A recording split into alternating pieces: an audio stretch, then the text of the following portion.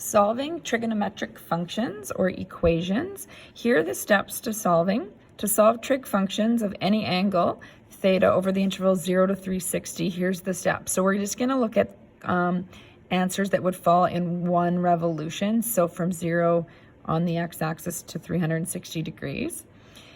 We're going to first find the reference angle, and there's going to be a couple methods. We're going to start with the calculator method first. Determine the quadrants using the cast rule. So we've learned the cast rule, so we'll apply that. Then you're going to find each angle, which is the theta value, so that's the angle in standard position, and each applicable quadrant using that reference angle we found along with the cast rules. Just a summary of the rules to find the angle in standard position given the reference angle. Here's the relationship, so that you can use these rules as well, or you can draw a picture to help you. So for example 1, we're going to solve for theta if sine theta equals 1/2 over the interval 0 to 360. Almost all the questions are going to have this in here, so it's just telling you it's one revolution, which is what we're going to stick with in this course. So to do this, I want to find the reference angle first. To find the reference angle, I'm going to put this into my calculator. So we clearly state the reference angle. We need to denote that with a little r. Now you don't need to show your work for what you put in the calculator, but I just want to write down for you that when you're typing this in your calculator, you're using that shift sign. So it's the sign -1 button. Then you're putting in 1/2 in brackets, or you can put 0.5 since you know that as a decimal.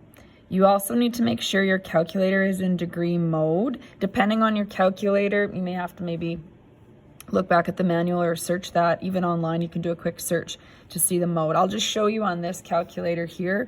I have mode button, and I have to actually hit it 3 times or 4 times here. And now I have the options of degree, radians, it's sometimes defaulted in, so we want to go degree. So I'm gonna hit 1, and it's hard to see on the camera, but there's a little D here right now, so I know it's in degree mode. So then what I'm going to do is I want that sine -1, so above the sign button. So I need to hit shift, sign, and then I'm going to put brackets in because I want to show how it would work with a fraction. Otherwise I would just type 0.5 to speed this up. But I need those brackets so that it's taking that sine -1 of 1 divided by 2, the entire fraction, and hit equals, and it's 30 degrees. There's no rounding in this one, but you wouldn't want to round off. 30 degrees. It's very important that you put the degree symbols.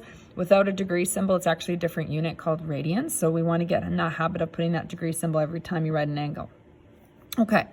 The next thing I look at is the fact that sine theta right here is a positive number. The question says positive 1/2. So I want to look where is sine theta positive. And I normally just list the quadrants, but we're just going to write in our notes here. Sine theta is positive in, I'm going to use this cast rule, 1, because they're all positive, and 2. So remember that this is 1, 2, 3, and 4. So 1 and 2. So that means I'm going to have 2 answers, 1 in quadrant 1, 1 in quadrant 2. So I'm going to list, usually I just list the quadrants then like this, and I don't necessarily write out a sentence. So in quadrant 1, the rule is theta is equal to theta r. So let's just write that down so remember. So theta is simply 30 degrees. In quadrant 2, the rule is theta is equal to 180 degrees minus theta r. Again, remember those degree symbols every time you're writing an angle. So 180 degrees minus the reference angle of 30 degrees is equal to 150 degrees. So here are my 2 answers.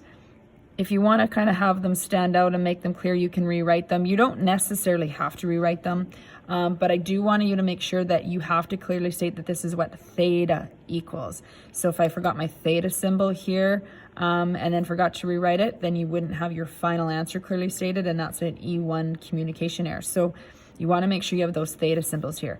This is fine because it says theta equals as you read that sentence, so you'd be okay. It's always safe to kind of make sure you clearly state those answers when you're solving.